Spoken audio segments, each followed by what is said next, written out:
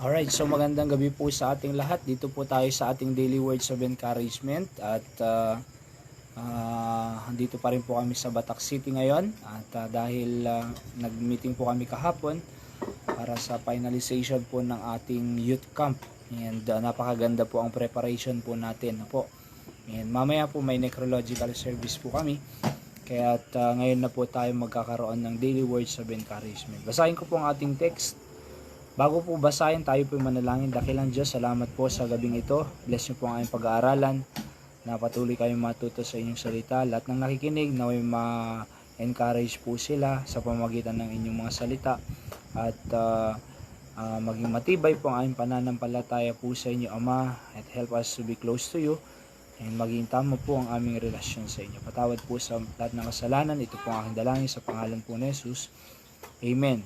Dito po sa Isaiah chapter 9 verse 6 po muli natin, no? Ituloy po natin yung ating pinag-aaralan about the birth of the Lord Jesus Christ at dito po tayo sa prophecy ulit. And tinitingnan po natin yung mga title, iniisa-isa po natin, no po.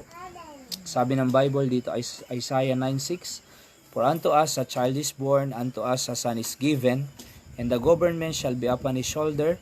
And his name shall be called Wonderful, the Counselor, the Mighty God, the Everlasting Father, the Prince of Peace. So dito na po tayo sa the Mighty God ngayon, mga kapatid. Chinek ko po sa Concordance Dictionary kanina. Yung mighty ay tatlo po yung meaning nito. Una po ay yung Mighty God is strong. Nagbigay po ang dictionary ng strong God. And pangalawa is champion. Pangatlo po ay giant. Yan po ang ibinigay ng Concordance Dictionary na meaning po nitong Mighty God. Again, ito po ay title ng ating Panginoong Jesucristo patungkol po sa kanyang katauhan, sa kanyang characteristic, mga kapatid. Alright? So, based sa meaning po nito, pag pinag-aralan po natin, champion, giant, tsaka strong. Akalain nyo po yan, no? Kaya nga sabi ng Panginoon sa Biblia is, if God is before us, who can be against us? If God is before us, who can be against us? Alright?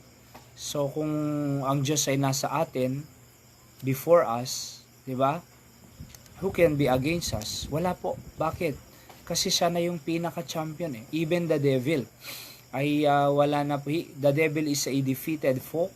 Siya po ay talunan na kaaway ng Diyos. Wala na po siyang magagawa, kapatid. Bakit? Talong-talo na siya eh. Kahit ano pang gawin niya, talagang talong-talo na siya. Why? Kasi ang Panginoon po ay nag-champion na doon sa cross mismo ng Kalbaryo. At alam niyo po yung ginawa niya po doon ay hindi po para sa kanya eh. Para sa atin po yun. Para po sa kaligtasan po ng ating kaluluwa. Para po tayo ay mapatawad sa ating mga kasalanan at maligtas sa impyerno. At maibalik yung ating relationship sa ating Panginoong Jesucristo. Kaya nga tunay nga, kapatid, na ang Panginoong Jesucristo po ay champion. Ipinanalo niya po ang laban against the devil doon pa lang sa cross ng Kalbaryo. Oo, pinigilan po siya ng diablo sa Genesis 3:15 pa lang. Even nung panahon ni Herod, pinigilan po siya. Gusto niyang patayin ni Herod ang ating Panginoong Jesucristo. Pero may nagawa ba si Herod? Wala. Oo, wala siyang nagawa. Kaya nga po, bilang isang Kristiyano, bilang isang nanampalataya sa ating Panginoon, bilang sariling tagapagligtas, ay tayo po ay champion. 'Di ba? Meron nga tayong kinakanta na I'm on the winning side. Bakit? If sabi nga doon sa Bible is who's on the Lord's side? If we are on the Lord's side, we are always on the winning side. So nasa winning side po tayo. Panalo po tayo, kapatid. Bakit? Kasi tunay na ang ating Panginoon ay panalo, giant, siya po ay giant, kapatid, panalo. Kaya maalala niyo po si David, di ba? Tinalo na si Goliath, the giant one. How much more ang Panginoon? Talagang kayang-kaya niya po ang diablo. Tapos si strong. Kaya nga po kung nasa Panginoon po tayo, naniniwala po ako na tayo po ay strong. Alright, tayo po manalangin. Dakilang Diyos, salamat sa inyong salita. Help us to stay on you. Dahil tunay nga, when we are abide in your will, kami po ay strong, kami po ay namumuhay sa kaayusan, at kami po ay matatag, Panginoon, sa aming buhay. Pinupuri ka namin at pinapasalamatan. Pagpalain niyo po ang natitirang oras ngayon sa aming necrological service. Bless you po ang lahat ng nakikinig, Panginoon.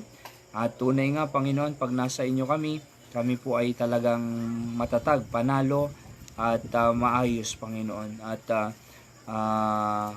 strong, Panginoon, sa anumang ginagawa ng diablo sa amin. Salamat, patuloy kayong makilala namin at mapapurihan. In Jesus' name I pray. Amen. So yan po ang ating daily word sa encouragement. Magandang gabi po sa ating lahat.